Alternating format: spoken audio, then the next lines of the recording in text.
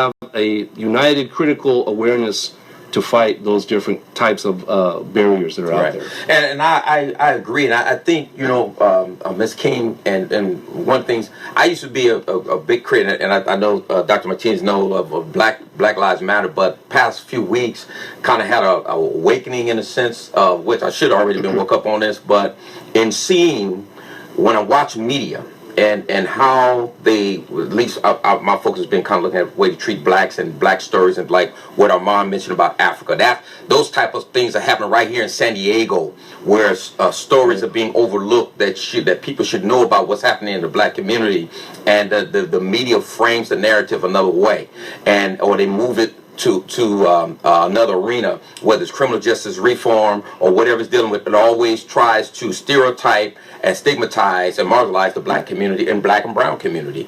And when I saw that, I was like, you know, I'm seeing the importance of Black Lives Matter, because in their eyes, black lives don't matter. We don't matter to them, or brown lives we don't matter to them.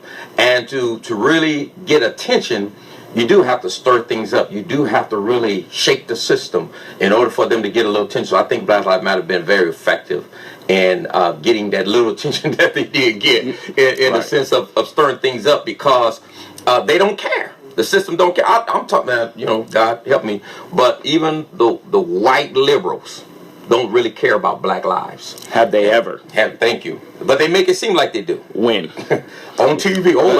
But and then at the same respect, they constantly show you. If you just pay attention, it's constantly shown we don't give a damn. They don't. Right. You're right. But this is an important point about Black Lives Matter. I know we had Pastor Shane was in here, and me, you had differences on this. But Black Lives Matters, I think, because it really is bringing to the forefront the importance of mass incarceration in the criminal justice system, and how it's deeply connected with race. You know, we had slavery, then we got rid of slavery, then we had Reconstruction, and then we had basically legal segregation. Now we live in a society that's supposed to be post-segregation, right? It's illegal to discriminate. Right. So what else can you do? And so what a lot of people say, a lot of my criminology colleagues will say, if you really want to understand race, then you have to look at the criminal justice system. And that is what Black Lives Matters is doing.